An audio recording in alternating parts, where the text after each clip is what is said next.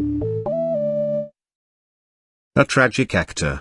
By Anton Chekhov. It was the benefit night of Fenogenov, the tragic actor.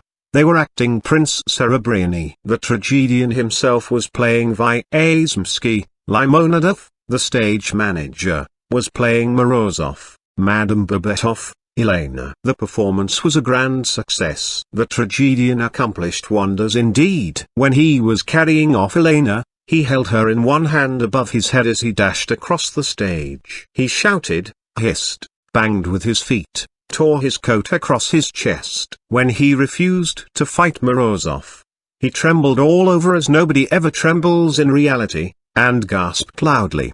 The theatre shook with applause. There were endless calls. Fenogenov was presented with a silver cigarette case and a bouquet tied with long ribbons. The ladies waved their handkerchiefs and urged their men to applaud. Many shed tears. But the one who was the most enthusiastic and most excited was Masha, daughter of Sidoretsky the police captain. She was sitting in the first row of the stalls beside her father. She was ecstatic and could not take her eyes off the stage even between the acts. Her delicate little hands and feet were quivering, her eyes were full of tears, her cheeks turned paler and paler. And no wonder, she was at the theatre for the first time in her life. How well they act! How splendidly!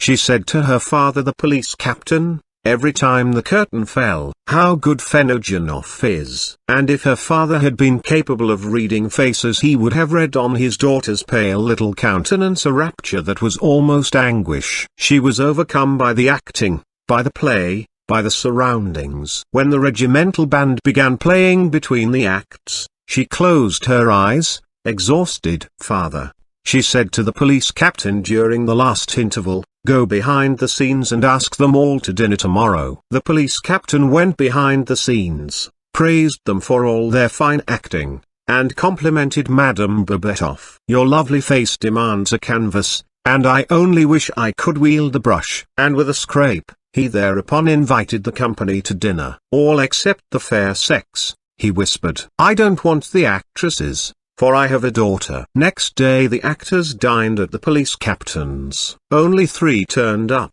the manager Limonadov, the tragedian Fenogenov, and the comic man Vyazemsky. The others sent excuses. The dinner was a dull affair. Limonadov kept telling the police captain how much he respected him, and how highly he thought of all persons in authority. Vyazemsky mimicked drunken merchants and Armenians, and Fenogenov. On his passport his name was Nish, a tall, stout little Russian with black eyes and frowning brow, declaimed at the portals of the great, and to be or not to be. Limonadov, with tears in his eyes, described his interview with the former governor, General Kanyuchin. The police captain listened, was bored, and smiled affably. He was well satisfied, although Limonadov smelt strongly of burnt feathers, and Fenogenov was wearing a hired dress coat and boots trodden down at heel.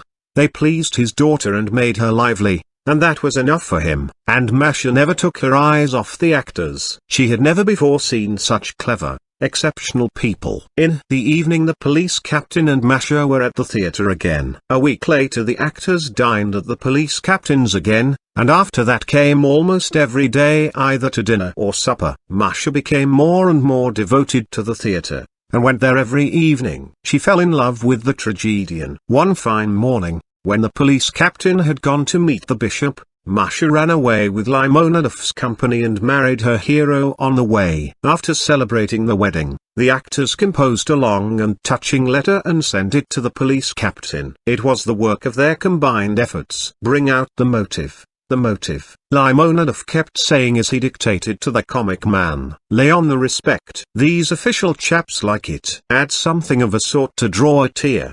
The answer to this letter was most discomforting. The police captain disowned his daughter for marrying, as he said, a stupid, idle little Russian with no fixed home or occupation. And the day after this answer was received, Masha was writing to her father. Father, he beats me. Forgive us. He had beaten her behind the scenes, in the presence of Limonadov, the washerwoman, and 2 lighting men. He remembered how, 4 days before the wedding, he was sitting in the London tavern with the whole company, and all were talking about Masha. The company were advising him to chance it, and Limonadov, with tears in his eyes, urged, it would be stupid and irrational to let slip such an opportunity. Why, for a sum like that one would go to Siberia, let alone getting married. When you marry and have a theatre of your own, take me into your company. I shan't be master then, you'll be master. Fenogenov remembered it, and muttered with clenched fists, if he doesn't send money I'll smash her. I won't let myself be made a fool of,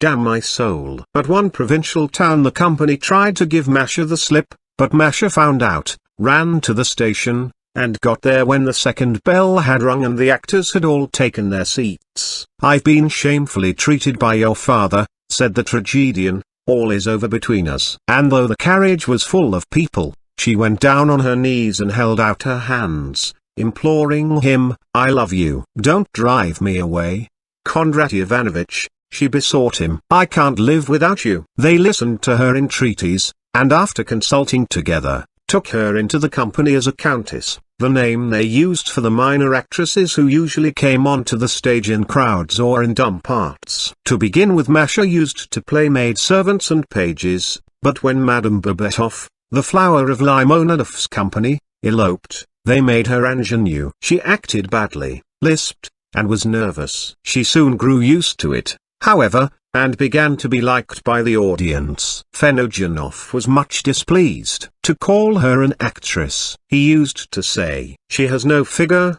no deportment, nothing whatever but silliness. In one provincial town the company acted Schiller's Robbers. Fenogenov played Franz, Masha, Emily. The tragedian shouted and quivered. Masha repeated her part like a well-learned lesson, and the play would have gone off as they generally did had it not been for a trifling mishap. Everything went well up to the point where Franz declares his love for Emily and she seizes his sword. The tragedian shouted, hissed, quivered, and squeezed Masha in his iron embrace. And Masha, instead of repulsing him and crying hence, trembled in his arms like a bird and did not move. She seemed petrified. Have pity on me, she whispered in his ear. Oh, have pity on me. I am so miserable. You don't know your part. Listen to the prompter, hissed the tragedian, and he thrust his sword into her hand. After the performance, Limonadov and Fenogenov were sitting in the ticket box office engaged in conversation. Your wife does not learn her part. You are right there, the manager was saying. She doesn't know her line. Every man has his own line, but she doesn't know hers. Fenogenov listened, sighed, and scowled and scowled. Next morning, Masha was sitting in a little general shop writing, Father, he beats me. Forgive us. Send us some money.